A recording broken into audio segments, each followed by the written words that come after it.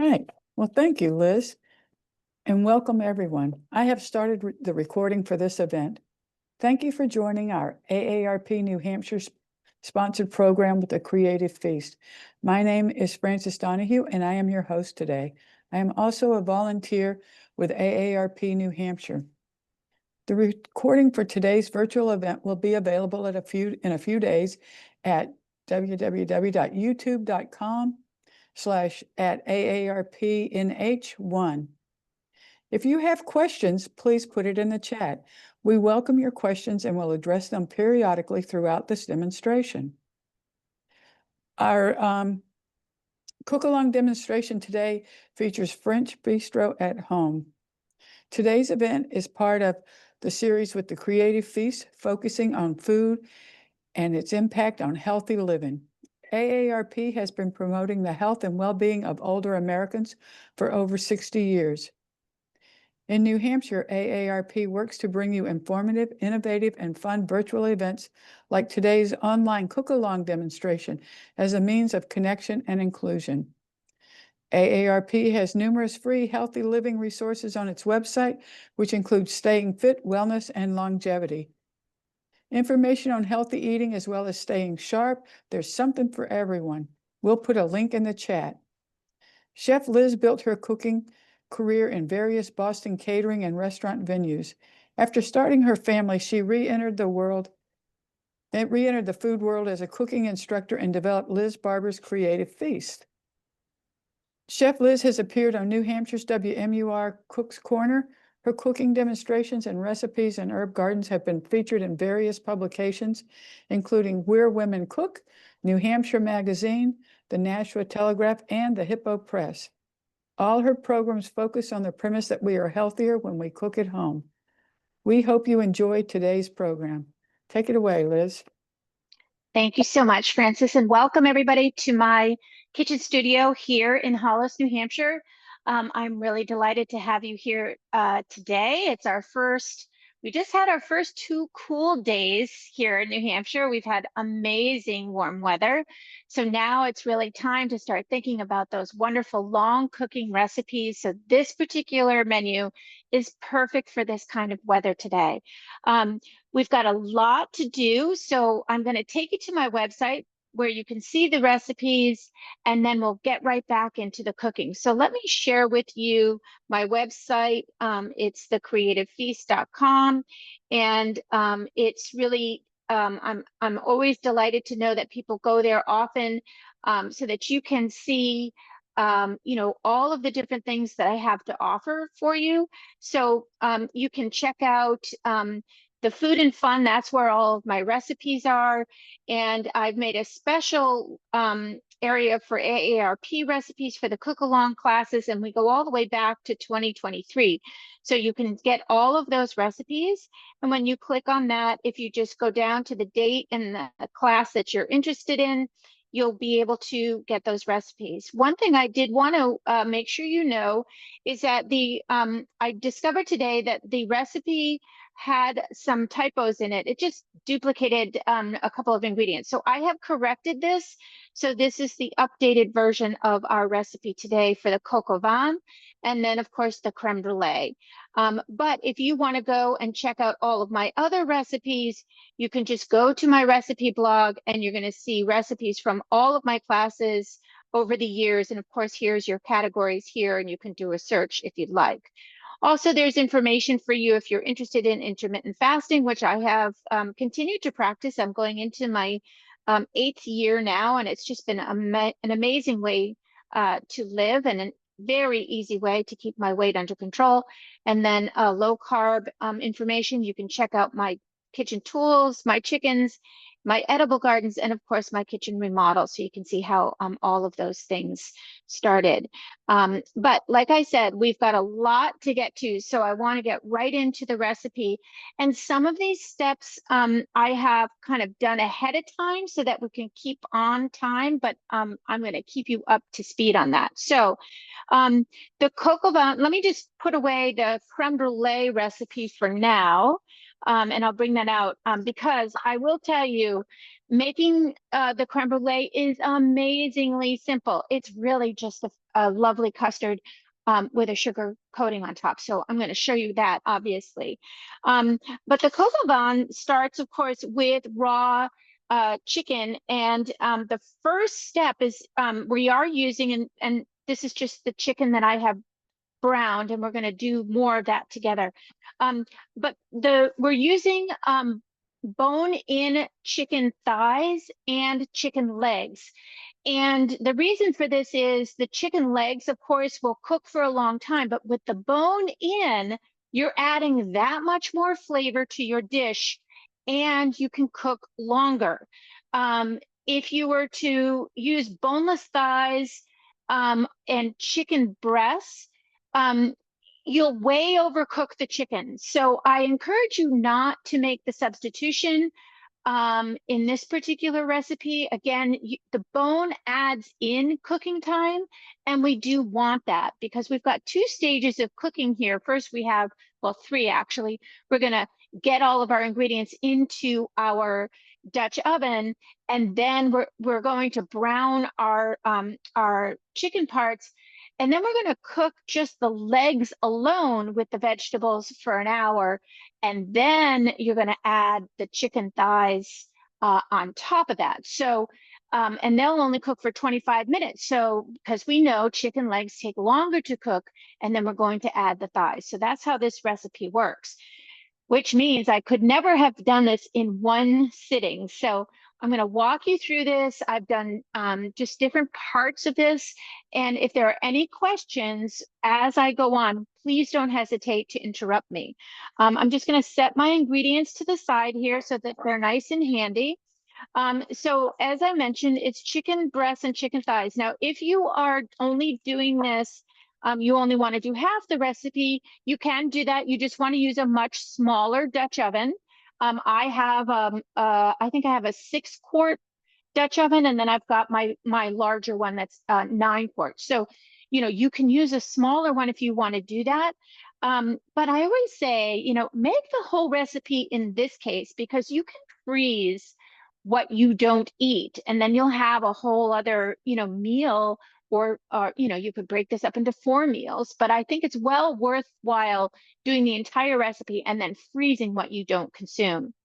So the first step of this recipe, I'm just going to bring the recipe up on my laptop just so I don't make any mistakes. And certainly, if I'm always thankful for those of you who indicate to me, oh, Liz, you left out some information, and don't hesitate to say that in the chat if that's the case. So let me just get this large enough so I can read. Okay, so the first step is to marinate, and we're doing that in wine. Now, I don't use a real expensive wine. A wine that I'm going to sit by the glass is not the wine I'm going to cook with. I bought a good Burgundy wine, a decent Burgundy wine, but you can get one for like $8 a bottle. I mean, I really didn't spend a lot on it because it's going to cook in. And then the wine that I'm going to drink with this, that is going to be where I'm going to put my money. So I went ahead and bought, you know, have my red Burgundy wine, and I have been, the first thing is you take your breasts and your thighs, you put them in a Ziploc bag with your 2 cups of wine. And while you're getting the rest of your ingredients ready, these are marinating. So I went ahead and did that ahead of time just so that we're, you know, kind of on target.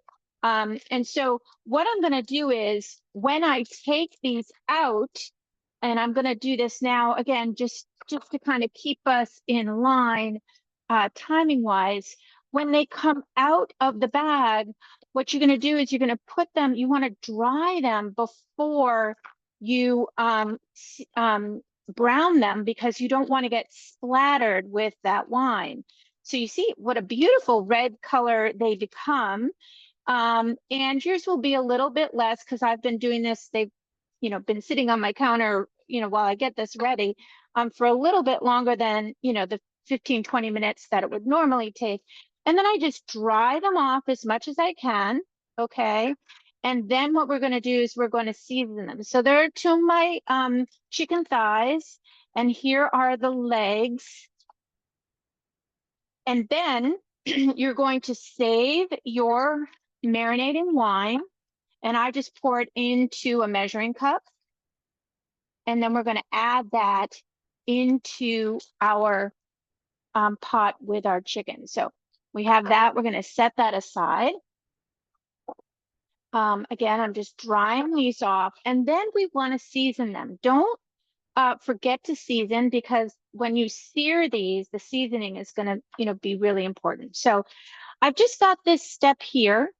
We're going to remember though that these are going to sit while you get the rest of your ingredients ready. But I'm getting this ahead, getting ahead on this, and I'm just going to pop this over here. Now, Liz, we the have a couple first, questions. yeah, So they said, can you sub a Cabernet for the wine? you can. You just want a drier red. You don't want to use a sweet red. Okay, so that's just one thing. I'm glad you asked that. And somebody asked, what's the longest time you can marinate the chicken in the refrigerator? Oh, I don't know. I would say maybe you want to do it for an hour at the most, but I don't think it could be, you can make a mistake because you're just infusing that wine flavor into the chicken, and um it's not like an acid like lemon juice, which would break down the chicken. But I would say an hour would be just fine. We are going to use some thick bacon. We're going to saute this up, render the fat. So I'm just getting that cut up. This is 1/4 pound, and I'm just going to go heat up my pan. Did you have another question for me?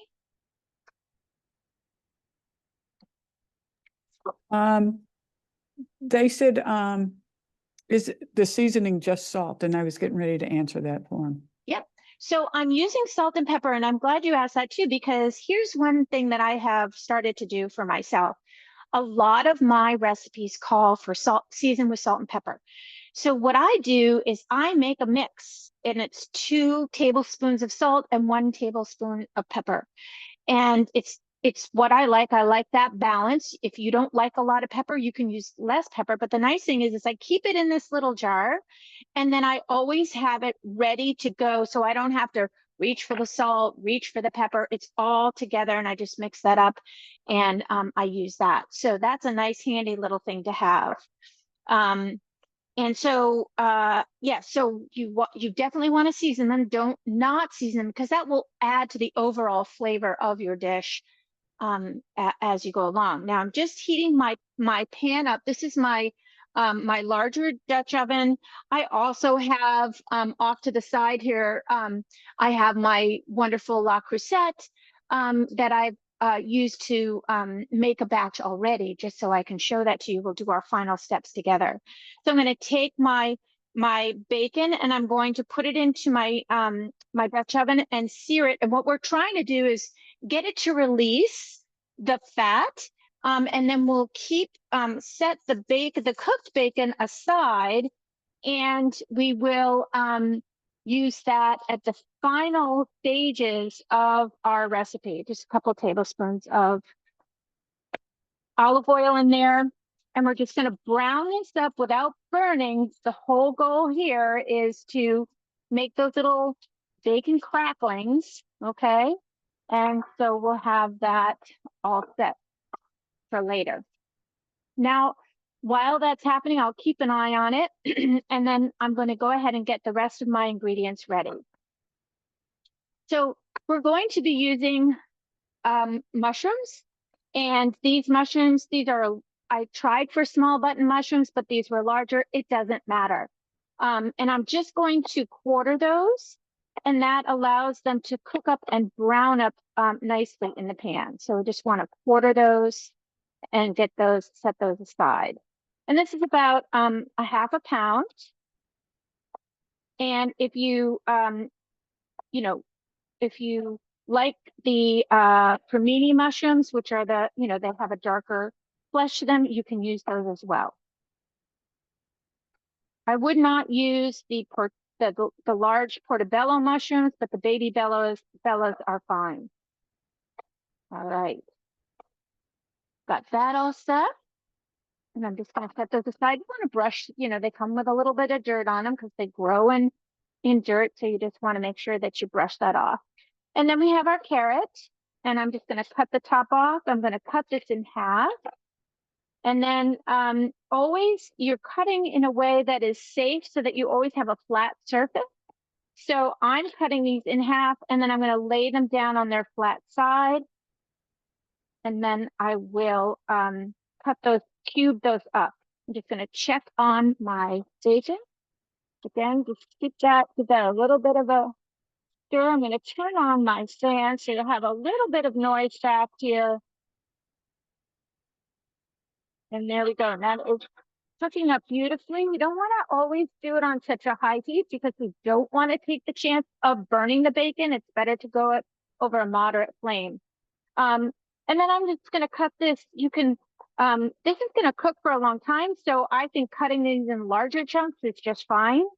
I like to have those larger pieces of veggie in there. All right. And so I'm going to do that probably in about 1/2-inch cubes. Liz, we have a couple more Yeah. questions. Sure. So someone said they're allergic to mushrooms. Do you have any substitutes for mushrooms? That is a very good question. I would do, instead of the mushrooms, if that's the case, is to use large pieces of celery. You could use, I'm trying to think, because that's one of the identifying veggies in this. Yeah, I think you could up your carrot, you could up your onion, you could add chunks of celery if you wanted to. That would be just fine. But of course, there's nothing that takes the place of a mushroom. Mushrooms are not incredibly flavorful. This is, it's a look, and it adds a little bit bulk. So I don't think you would miss it if you substitute it for something else. And if somebody else has an idea, go ahead and put it in the chat. It's always great to have a great community of cooks helping each other out. Now this recipe also calls for, the little tiny onions. And so what I've done here is I just buy a bag of frozen, and I keep them frozen until I'm ready to cook. So here is 1/2 pound of these, and it's perfect. So you can't go wrong with that. Or you could get fresh pearl onions if you want. If you want to go through and peel them all, that's fine. Usually around the holiday, the grocery store will have peeled little onions that you can grab, so you can use those. But I just go ahead and buy a bag of frozen. So we've got those all set. And then I'm just going to work on my garlic in 1 second. And again, you see these are starting to brown up. You can see there's a lot more fat in the bottom of the pan. This bacon fat is going to add wonderful flavor to our dish. So we don't want to eliminate that. We want to keep that. And that's what we're trying to get out of that bacon. And now I've got my garlic. This is garlic from my garden. For those of you who are gardeners, it's coming close to the time to plant your garlic. I always wait until at least the 1st or 2nd week in November. You want it to be as cold as you can get into the ground. Plant your garlic, and you'll have wonderful garlic for the following year. Don't buy your garlic cloves that you want to plant from the grocery store. Those tend to be, they don't make them so that they can be reproduced. Oftentimes, if you find a farm stand and a local farmer may be growing them, they may be, you can buy those. I have a woman down the street, she grows garlic, so I buy up, big bunches of her garlic, and then I will go ahead and use that for the following year. It's a really nice way to use local garlic. All right, now I'm going to go ahead and remove my browned bacon and get ready to put my chicken thighs and my drumsticks. So this bacon is going to be saved for a little bit later. We're going to add some parsley to that because that'll be the end of our dish. Now we've got a nice hot pan. You can raise your temperature just a little bit. And then we're going to go ahead and take our seasoned and marinated chicken, and we're going to put that into the pan, skin side down first. And we're going to brown that up. And you'll do that in a couple of batches.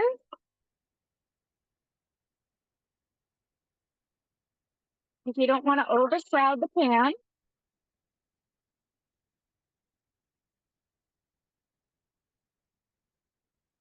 Okay, I just wanted to move my camera a little bit away from that heat. And so that is browning up. And I've got my garlic all set. We're going to add our garlic in at the same time that we add our carrots and our mushrooms. So I'm just going to add that into the same bowl. And then finally, I have my parsley. That's for the end of the dish, which is when I'm going to be adding my cooked bacon. So I just put them together so I don't forget one. All right, so those will be for later. I also have some fresh thyme that I'm going to cook in with my my chicken and my vegetables once I get this going. I also have I'll have my oven going, so that's preheating, getting ready for the next step. I have, as I mentioned, this is the wine for my marinade, and then this is my homemade chicken stock. Always, it's so great to have your homemade chicken stock because that has no extra added ingredients in it other than the seasoning that I put in myself. So I highly recommend that you, start making your own stock. I bought a whole bunch of 1-quart canning jars. And when I make a big pot of stock, I just put them in my canning jars and then pop them in the freezer. And then I always have a good quality chicken stock. If not, what I recommend is I have in the past used Better Than bouillon, and that's a really great, it's a paste to last in the refrigerator for a while. You just add water to it and it's a great flavor and one of Cook's Illustrated's favorites. So in here we have that leftover wine and my 2 cups of my homemade chicken broth. We have a couple Okay. questions, Liz. Sure. So when you talked about the mushrooms, and you said just brush it off, do you mean don't put it in water and clean them, or? Yeah, right. You don't want to add water because they absorb water. So you just want to brush them off with a towel or a little brush. I actually save toothbrushes and I keep them there and I'll brush off with that. So you just want to brush that dirt off rather than washing. And someone also asked, with your carrots, do you peel your carrots or not? I did peel my carrots, but I mean, in my opinion, you don't have to as long as you wash them. Um, I mean, if I'm serving it to guests, it might have a little better color depending on the application. Like if I'm making just a carrot side dish, I'll definitely peel my carrots. But in this case, they're getting cooked in red wine. You're not going to see the difference. But I just peeled them just out of habit. So yeah, that would be fine. And is it okay to use the marinade after it's been in the chicken? Well, because we're going to be cooking it all together. So that is a yes. That's what we want to do. Otherwise, we don't want to throw that away. It'll be cooked with the chicken. Now I'm just going to go ahead and lift these guys. These are the whole point here is to brown the skin again to remove some of the fat and to get some nice color. So we've done that here. So I'm going to set this aside until it's time to add it back into our dish. All right, so I'm just going to set these aside. We have our pan ready for our vegetables, so these will go in.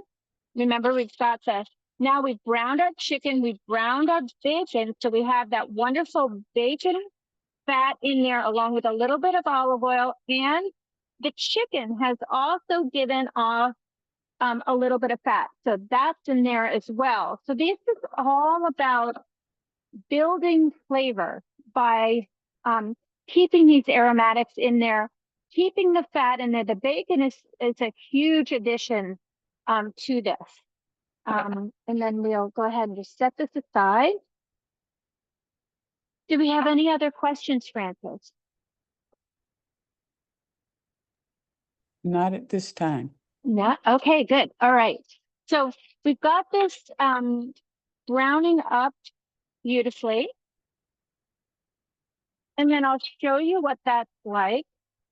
And boy, I'm so glad this is going a little bit faster than I thought. So it's really great to be prepared. Now, if you're making this for yourself, I always recommend, like I served this the other night to friends. I just, out of simplicity, made it the day before, and then I just slowly reheated it in the oven and finished it. And I'm going to show you how to finish it because there's a couple of steps to that. But it was just really a wonderful way to get more flavor, because this is one of those dishes that the longer it sits, overnight, it's going to get more flavorful, right? But otherwise, you want to give yourself a good 2 hours to do this recipe, because you do have prep time and then you have the cooking time.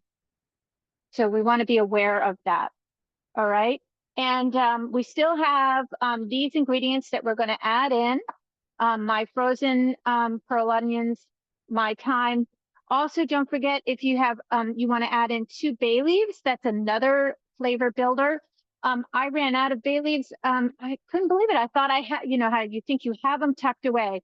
I'm not putting them in this, but I didn't taste a big difference. It's just another, flavor builder.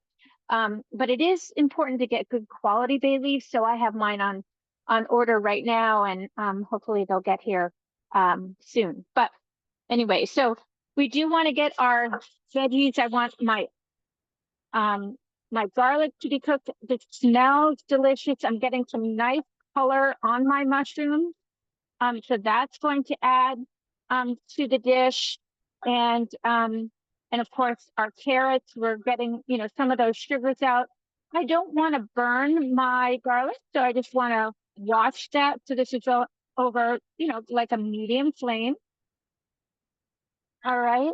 And once those are brown, it's time to then go ahead and add the final ingredient. So I'm going to go ahead and add my pearl onion. And I'm going to crank up my heat because they are cold. So they're going to bring down the temperature of my dish. So I want to crank up that heat so that I have it. We want to bring it to a simmer before we add our chicken legs in. Remember, we're adding our meat in 2 different stages. So I want to bring that up to a simmer. And that just makes sure that when I put this into the oven, that it is, hot and ready to go. All right. Now, got to get that up. And let me grab my butter because I want to show you the finishing part of this dish. The finish to this dish is all about the reduction of what's left in the pan and then finishing it with some butter. So let's just, while that is simmering, I'm going to show you the end result. Isn't this nice? It's like, oh, look, she's got this, somebody working in the background. Well, it was me working in the background. And I did this morning, and you can see how absolutely beautiful this is. It's just rich and flavorful and easy to do. All the work that you have to do is what you've been seeing me doing. There's no other secrets to this. So now what I'm going to do is I'm going to remove my chicken breast. So again, you're going to cook your chicken legs for an hour in the oven in a pan, in a pot that's uncovered with your vegetables. And then you're going to add in your chicken thighs on top, so they kind of float on top. And so then that will go for another 20 minutes. And then these are all my cooked chicken thighs and legs. And then I'm going to go ahead and take this pan, and now we're going to try, we're going to get this brought up to a simmer, and we're going to reduce it a little bit, and that will intensify the flavors that are in this. And then we're going to finish it with butter to make it almost like a glossy sauce. And then, of course, we've got our bacon and our parsley set aside ready for us. So you can either put these on a platter and keep them warm. You can pop them into the oven, again, just to keep them warm. I'm just going to set them aside for now because I'm going to plate this up for you to show you what that's all about. And then we'll go right into our creme brulee, which I told you is just the easiest recipe to do. And it just, again, it takes a little bit of time in order to build that flavor. And I'll share that with you in just a minute. Okay, so we're getting back to this. This is starting to come up to a simmer, which is perfect. So here is where you can see we have all of this liquid in here. It's our wine, our chicken stock. We've got our veggies in there that we've browned. And now we're going to go ahead and take our legs. I got to make sure I've got the right ones here. So this is what we heated up before. And I'm going to put these in here, and we've got 4 of them with the skin sticking out because we want that to brown. And it will do that in your 350-degree oven because you're doing it for about an hour. So we've got that going. And then when that's done, after an hour, you're going to pull this out of the oven. And then you're going to lay your chicken breast on top like this. Again, so that the skin side is up. I'm just showing this to you as a demonstration. They're going to go right on top like that. These are chicken thighs, sorry. And then you will cook them for an additional 20 minutes. And that will cook them through, but you'll see this beautiful brown skin, which of course is what you see here on the plate in the final product. So very, very easy to do. Now we're just going to go ahead and move this guy off. Let me just grab this here and I'm going to switch places. Finish this up here and this will go into our oven. Liz, There we have a few questions. Sure, go right ahead. The first one is when you were talking about the bay leaf, even though you didn't put it in this time, you said you can put it in. So is your bay leaf fresh or is it dried? No, I get mine dried. I have never grown a bay leaf plant, but certainly if you have fresh bay leaf, you can use that. I would think that the flavor would be just a little bit more intense. I have seen even like with the creme brulee, we're steeping vanilla in it. You could steep bay leaf in it and it would just add an amazing flavor. So bay leaf does add some flavor to it. But in this case, because we have so many other competing flavors with it, I'm less concerned about not having it for this recipe. Okay. Could you use skinless thighs instead of having a mix of legs and thighs? Could you just use bone-in skinless thighs? Because I know you said you want the bone for the flavor. Yeah. I think it's going to be a much more beautiful and flavorful dish with the skin on. In this case, I know people are concerned about the fat in it, but really the fat is part of the flavor of this dish. And I'll be honest, we do need good, healthy fats. So if you're buying a locally raised and processed chicken, you're actually doing a good thing for yourself. I don't worry about that when I'm doing something like this. Could you use less butter on something? Sure, that would help you reduce the amount of fat in your cooking. But fat is also satiating and flavorful. So it's going to add some really good things to this dish. Could you cook it in a crock pot or does it have to be cooked in an oven? And No, also, where did yeah. you get your bay leaf order from? And then I'm going to let you talk. Okay, great.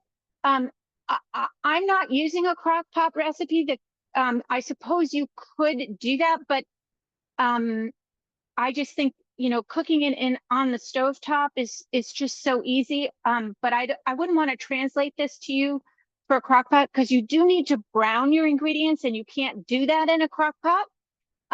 You could do this in an Instant Pot because you can brown your ingredients, and then it would cut down significantly on the cooking time, but then you wouldn't get that nice crispy finish in the end. But of course, there are ways to adapt them. But just think about this is going into the oven. You don't have to keep a close eye on it. You just have to have a good timer. And of course, a consistent temperature. And then the other question is, where are you getting your bay leaf?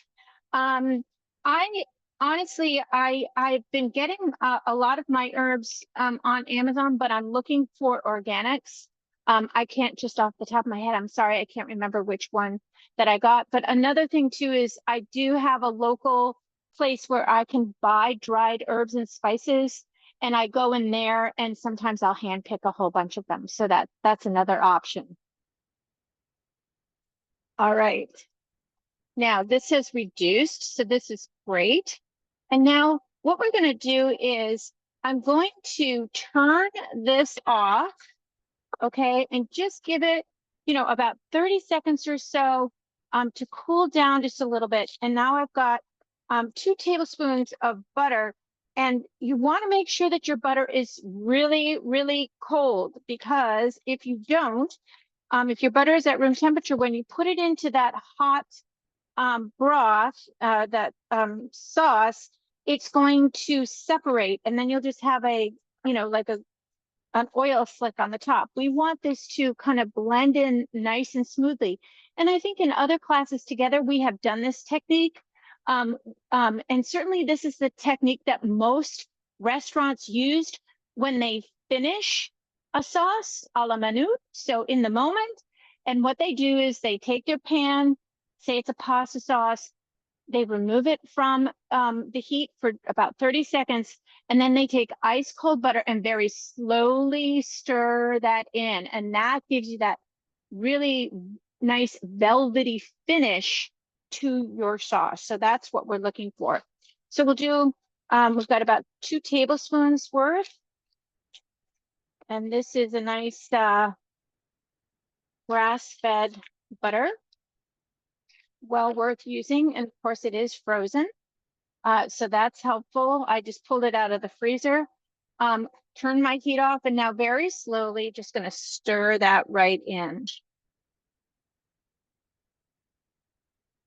And that's going to give that nice velvety mouthfeel, that beautiful finish.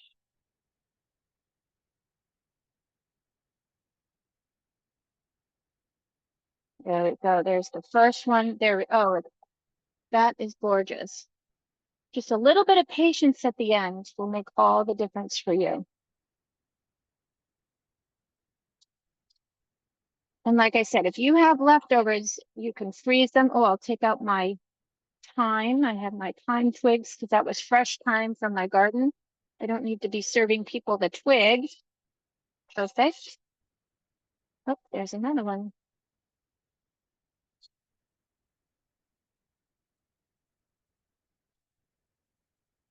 Lovely. Okay, now I'm going to take my bacon and my parsley. Remember, we cooked up our bacon and then we chopped some parsley. And that's going to add a nice finish to that. Lovely. So we're going to go ahead and plate this up for you so that you can see how that's going to turn out. And then we'll get started on our creme brulee, which again is just super easy to do. Now, what I did when I served this the other night is I made a beautiful mashed potato, but I combined it with celery root. So I'm going to go look on my website to see if I can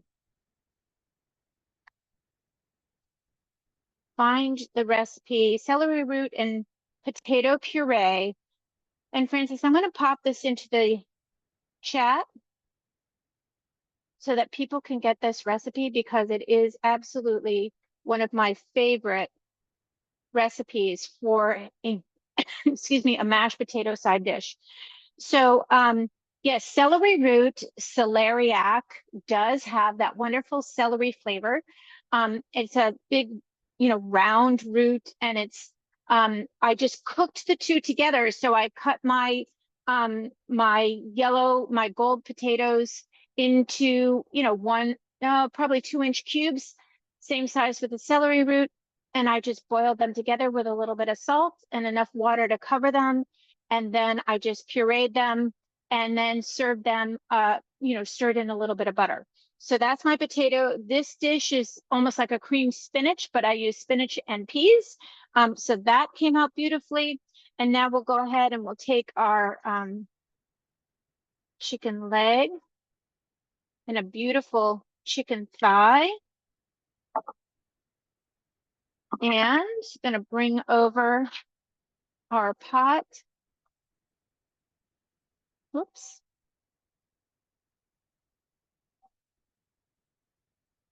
So we have our sauce, right? Our nice glossy sauce. I'm gonna put this right on top of our chicken. This is just gorgeous. This is perfect for a nice fall harvest French inspired dish. And there you go. So that I recommend to anybody who really you don't need a big challenge on this. You saw how easy that is to make. And it's just a question of just having the time and popping it into the oven. I never covered it. It was always left uncovered. So it allowed that broth and the wine, let the water evaporate out and intensify the flavors in there. So here is our first dish. Francis, before we move on, did anybody have any questions? Yes, we have about 3 or 4. Oh, So good. the first one is your butter salted? My butter is salted, yes, but if you wanted to use unsalted butter, you can. But remember, you do want to season all of your chicken, because it will enhance the flavor. You really want that flavor to come out, and using a reasonable amount of salt is great. And they said, you said that you used organic bay leaf. Do you try to use organic when you're cooking?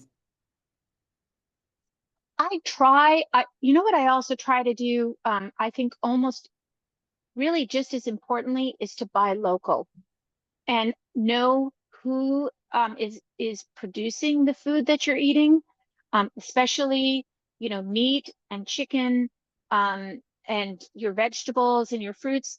We have a lot of right here where I live. I live in the center of town. I have 4 farm stands.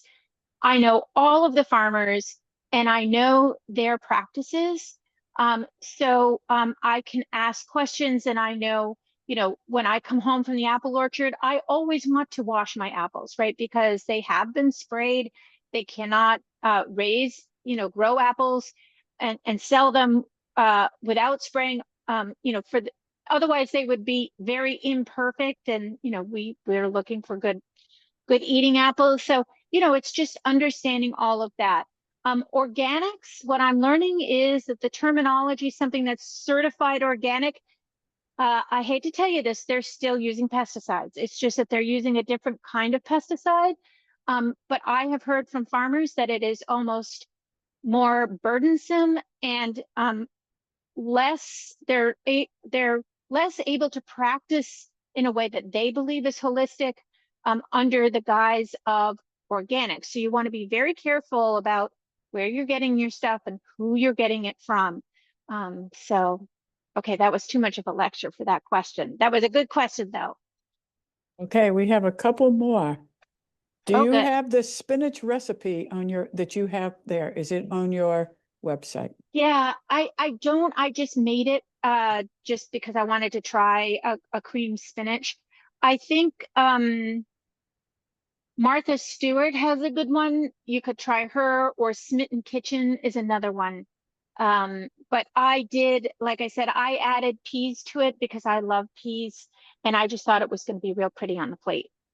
So I did do that. And it really was pretty. And Oh, when you good. had the thighs, sorry, and you had the thighs and you put them on a separate plate, did you put them in the oven to keep them warm or You can. Yes, I didn't because I'm not going to eat them right now.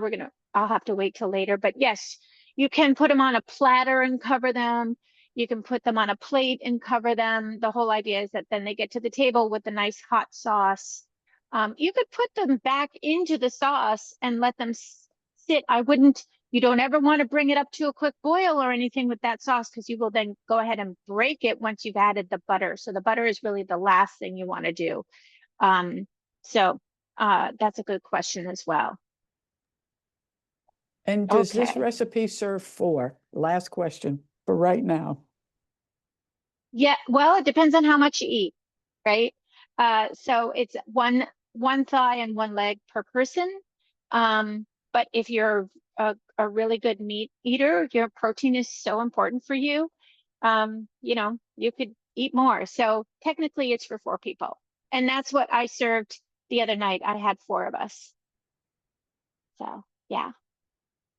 Okay, let's get started with our creme brulee. So this, as I said, it's really simple.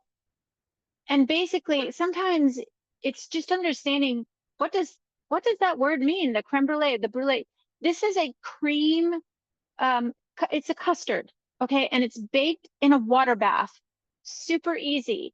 Um, and these are little 4-ounce cups. Um, and You could also use the larger ones. Francis, can you hear me okay? Yes, I can. Okay, good. Oh, something just shifted in my earbud.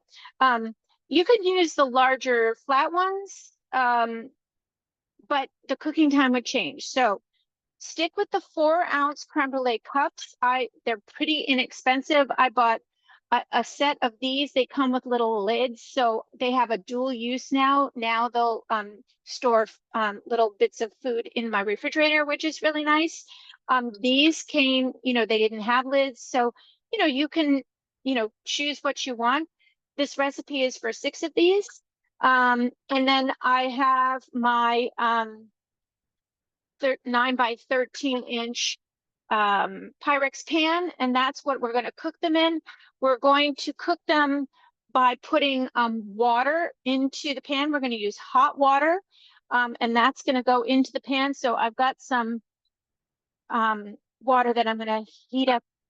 So when it's, excuse me, time to cook them, it'll be nice and hot.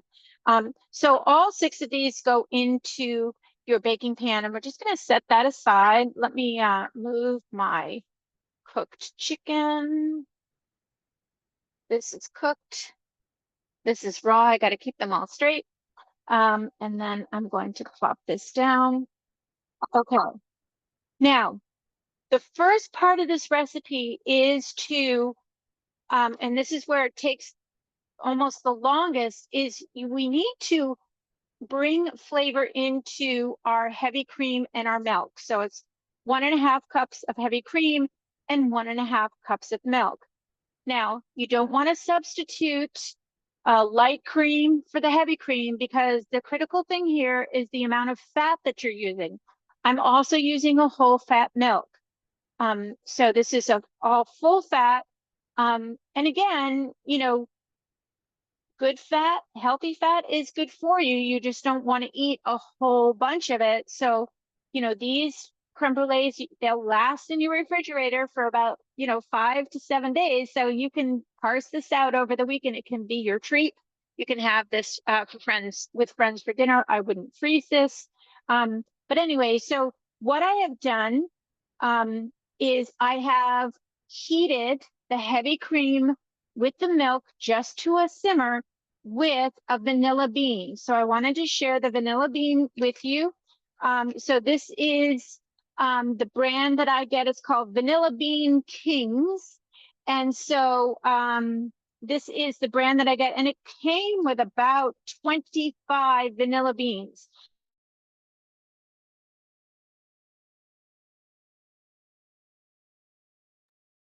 Liz, I can't hear you.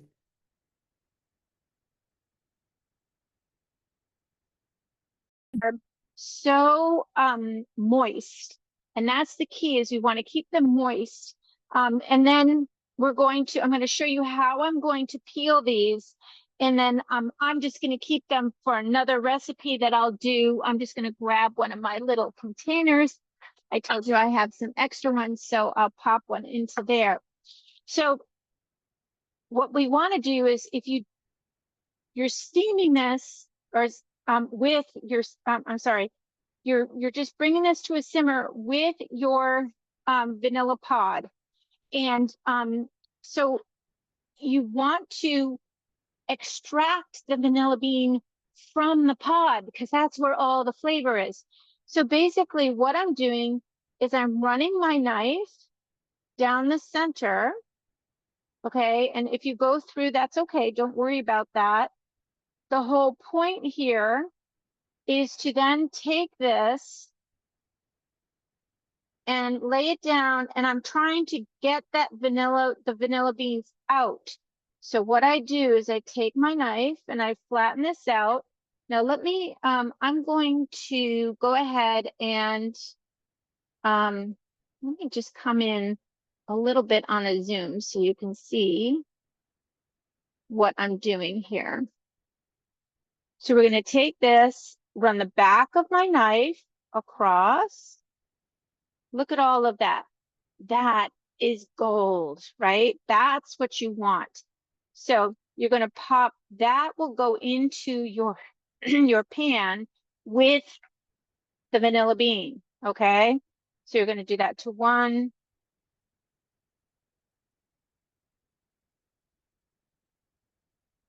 I know what I'm going to do with this. I'm going to make some vanilla ice cream. And in order to make that, excuse me, vanilla ice cream, I am also going to steam my cream. I'm going to simmer my cream with the vanilla to extract all that vanilla flavor, let it cool down completely before, and then refrigerate it overnight before I make my my vanilla ice cream. So that's what I'm going to do with this particular bean. So I'm going to set that aside. So you saw how I got the beans out. Now, when we've simmered our cream together with our milk, and then we let it sit at room temperature for an hour. The whole idea is to cool this down, because we don't want to put hot cream and mix it with our egg yolks, because then we'll cook our egg yolks, and we don't want to do that. All right, so I'm just scraping some of the vanilla bean got on the side of the pan. I don't want any of that to go to waste. Kind of mix that up. Okay, and then we're going to strain that. Once we get our eggs mixed in with our sugar, we're going to strain that this into there, and we're going to mix it together. Okay, now actually I'm going to use a larger bowl. Okay, so I've got my egg yolks. That's 7 egg yolks. And what you can do, of course, then, oh no, I have 7 egg whites left over. What am I going to do with them? Well, I went ahead and I made coconut macaroons with those egg whites. This time, I'm going to make a spinach souffle, which, remember, we did that together. Did we do it last season? So that recipe is on the website on the under the AARP recipe searcher. So that's there, and so they won't go to waste. All right, now I've got a little bit of salt here. I've forgotten to add that, just about a half a teaspoon.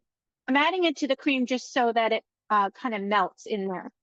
I've got 7 egg yolks. I'm going to add half a cup of sugar. Don't add this ahead of time, because apparently it will get lumpy. So this is something you want to do right before you're mixing your egg yolks with your cream.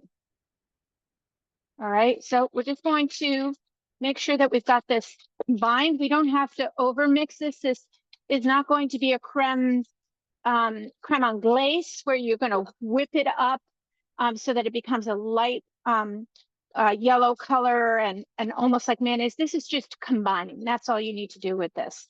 There's no fancy stuff here. And then we're going to take, I have a strainer, and I want to strain my my cream because it got a little skin formed when it was cooling down, and I don't want to get my vanilla bean itself in there. So I want to strain this out and get all of the good stuff out of my pan. Always use a nice, good rubber spatula to help with that. Get as much of that vanilla bean that will cling to the side.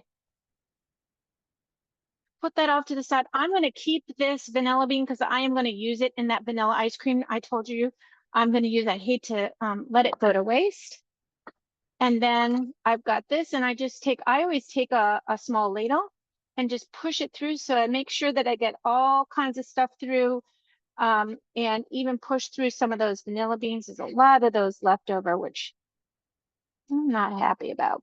Let me see if I really jam this through. A lot of them are coming through. This is a very fine strainer, so it's keeping my vanilla beans behind, which doesn't make me happy.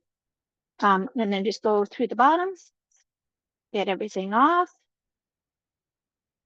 And look, you can see those vanilla beans in there, the little black flecks. That's perfect. That's what we want. All right. And then we want to pour that into our little cups. So what I'm going to do is I'm going to rinse out. This is my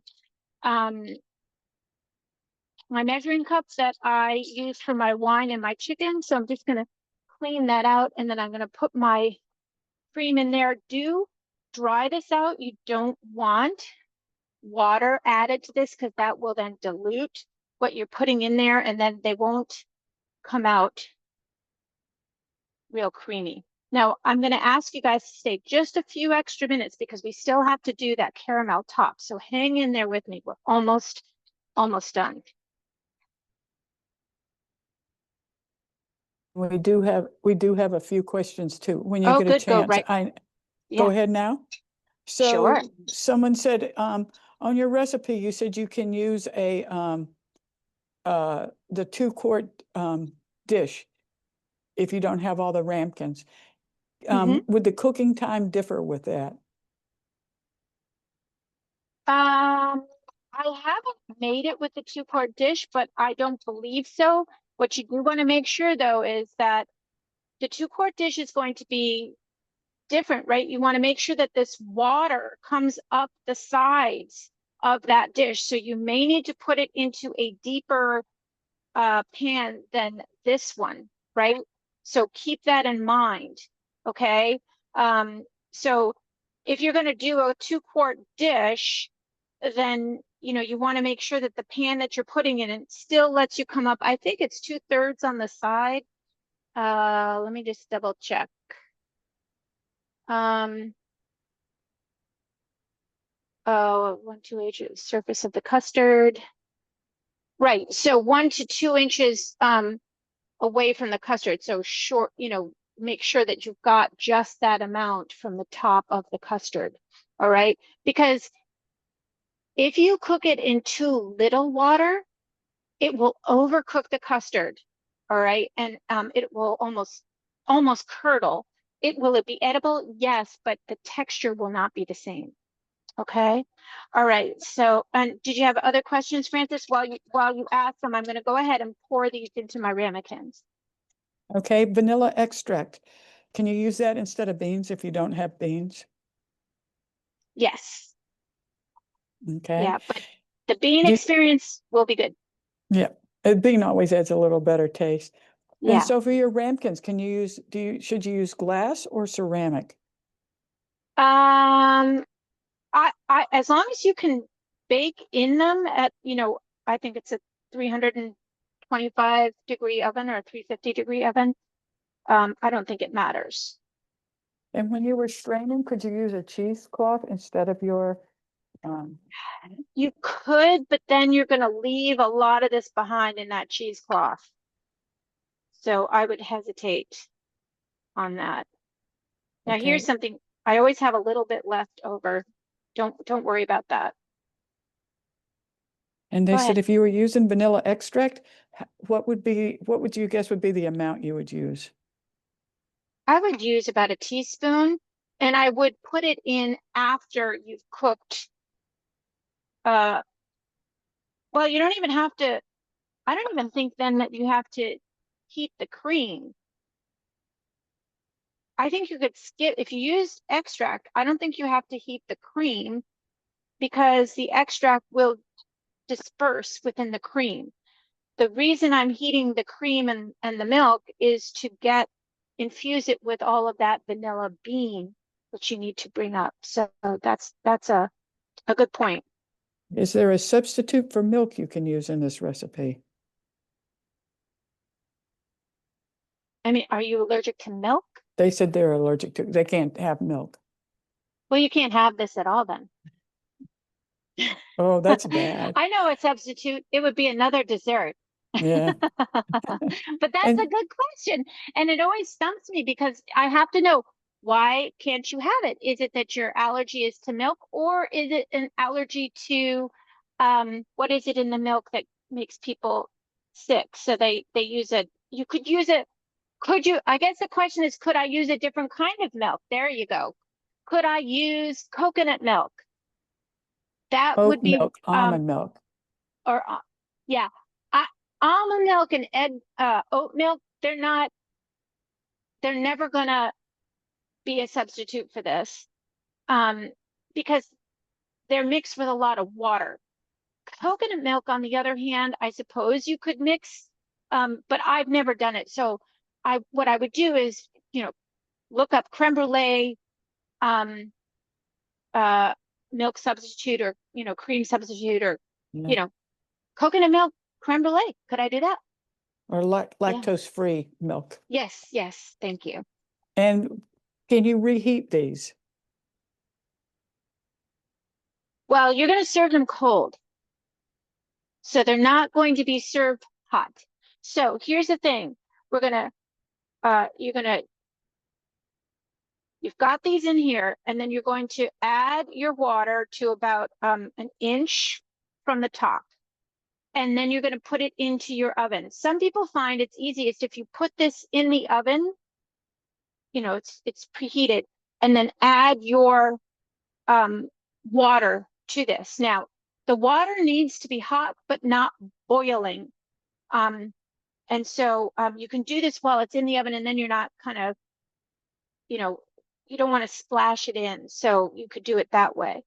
I'm not going to cook this right now because I've got the other thing in the oven. So I'm just going to set this to the side, and then I will add it to the oven a little bit later.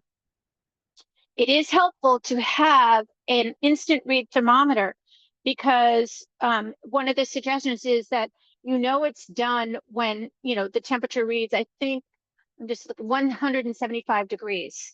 So having an instant read thermometer and putting it into your ramekin, at the, I think I did it at the, says here to cook about 35 minutes. So at 30 minutes, I went in and I stuck this halfway into the ramekin to see what is the temperature now. And then I just I ended up at 35 minutes exactly. So that was good. Now I'm going to show you, this is how we brown the top, because the beauty of this is the crackle sugar topping. So now these have been, after you make these, you're gonna take them out and you're going to let them sit on the counter to cool down, and then they go into your refrigerator for at least 4 hours. So this is a do the day before kind of thing. And then you bring it out and they say to let it sit at room temperature, let them sit for about 20 minutes. So mine have been a little bit longer. So we'll see how this is. This is 1 teaspoon of regular sugar, and I'm just evenly distributing it on the top. Okay, so I'm just going to do one. Now, I'm going to go ahead and bring this into, I wanted to do a quick little zoom in here because I want to show you two things.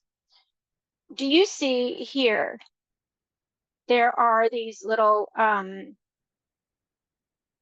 bubbles. To me, that's a little overcooked. This one has far fewer. So I could have cooked this a little bit less and been a little bit more confident that when you put this in, it's actually going to thicken up too as it gets cold. Now this has our sugar on it, all right? And then this is my little butane burner. They go super slow. If you have a better one, it's worth spending the money if you're going to do this regularly to get a better quality one.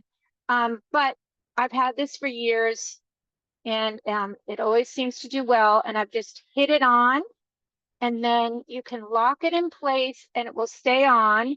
And then what I'm doing here, and I'm going to zoom down again so you can see, I'm applying this directly on here. And so this is going to caramelize the sugar. And I can start to smell that. You do want to evenly distribute the sugar on top, so that it's not, heavy in one area and light in another. And that way it'll cook nice and evenly. And the whole point here is just to caramelize it, get it nice and brown. Now, you can also do this under your broiler if you'd like. I haven't done that before, but if you have a good broiler, this might save you a lot of trouble, because I know when I worked at a restaurant, all we did was we put it up under, they call it the salamander, but it was a broiler for just a few minutes, and it browned beautifully. So now we can start to see that it is browning. And this is lovely. Now I served this the other night. We had 2 guests over, so it took me a little bit of time to do 4 of them. You can do them maybe about 20 minutes ahead of time if you want to, or I just gave my guests another glass of wine while I came in here and did this. But you can see how that's browning up beautifully. It's just got to get the sugar hot, and then once it's hot, it really browns pretty quickly. And that's it. And that makes it fancy. Now, if you don't have a butane thing, and you don't want to do it in your broiler, and you don't want to do it all, just serve this as a custard. The other thing you can do, and I'm going to turn that off.